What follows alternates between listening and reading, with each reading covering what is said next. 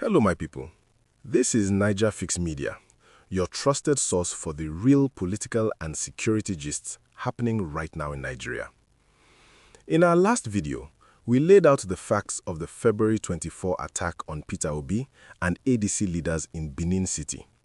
We showed the bullet marks on the gate, the destroyed vehicles, the eyewitness accounts, and Peter Obi's statement calling it a survived assassination attempt.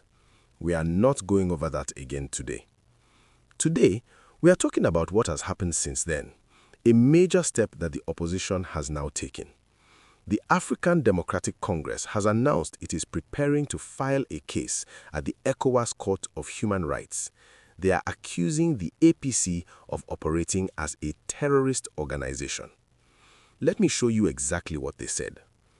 ADC national spokesman Bolaji Abdullahi released a statement that reads, "The attack on our leaders in Benin is not an isolated criminal act. It is part of a documented pattern of violence directed at opposition figures by agents and interests linked to the ruling party. We are compiling all such cases and will shortly file a formal complaint at the ECOWAS Court of Human Rights, accusing the APC of operating as a terrorist organization. We will also report the matter to all diplomatic missions in Nigeria." That is their position. They are saying this is not one random incident, it is a pattern, and they believe they have the evidence to prove it. Now look at the APC's response. The party has called the accusation baseless, reckless, and politically motivated. They suggested the attack could be internal ADC factionalism or personal disputes. But notice what they did not do. They did not strongly condemn the attack. They did not call for an independent investigation. They did not provide any evidence to support their own explanation. The federal government and security agencies have also stayed almost completely silent on this lawsuit announcement. No statement from the presidency, no comment from the DSS or police on whether they are investigating any possible links between the attack and political actors. This silence is telling. If the attack was truly random or internal, why has there been no progress in identifying and arresting the actual shooters nearly 2 weeks later? Only one person, the teacher who posted a threat online after the incident, has been arrested. The armed men who carried out the shooting remain at large. If the APC is innocent, why not welcome the ECOWAS case as an opportunity to clear their name in an international court? The pattern is what stands out. Since 2023, opposition leaders, especially those connected to Peter Obi and now ADC, have faced repeated threats, harassment, and physical attacks.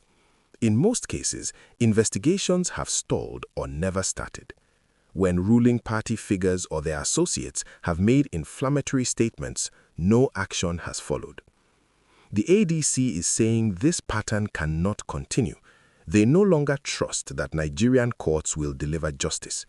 That is why they are taking the matter to ECOWAS, a court that has jurisdiction over human rights violations in member states and has previously ruled against governments for failing to protect citizens or for state-linked violence. What could happen if this case goes forward? The ECOWAS court would require the Nigerian government and the APC to respond to the allegations. Evidence would be presented. Witnesses could be called. A ruling could set a precedent for political violence across West Africa. Even if the case does not succeed, the act of filing it would place Nigeria's democracy under international scrutiny at a critical time when 2027 election preparations are already underway. This is not about cheering for one party. This is about whether political violence can be used to weaken opposition without consequence. This is about whether Nigerians can still believe that challenging power does not come with the risk of bullets. The ADC has now forced the issue into the open. The facts are on record. The questions are on the table.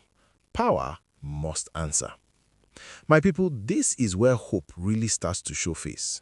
For the first time, an opposition party is not just complaining or protesting on the street. They are taking the fight to an international court that has power to hold government accountable. ECOWAS Court is not a Nigerian court where cases can sleep or disappear. It is outside, it is open, and the world will watch. If ADC can prove even a small part of this pattern, repeated attacks, no arrests, silence from power, it will be a big blow to those who think they can use violence to silence opposition without paying any price. This lawsuit is not just about Peter Obi or ADC. This is about every Nigerian who wants to speak freely, meet freely, challenge bad leadership without fear of gunshots or threats. If this case moves forward, it can force answers, it can force investigation, it can force the government to show Nigerians that political violence will not be tolerated. And if more pressure comes from outside, from the international community, from diplomatic missions, it can make those in power think twice before the next attack or threat. So Nigerians, what do you think? Will this ECOWAS lawsuit finally bring real hope to opposition and to ordinary Nigerians tired of violence and silence? Do you believe it can force accountability? Leave your thoughts in the comments below. We read every one of them. And if this is not enough, what do you think should be the next move? Also, many voices are speaking out on this. Influencers like Very Dark Man and other activists have dropped strong takes on the attack and the silence around it.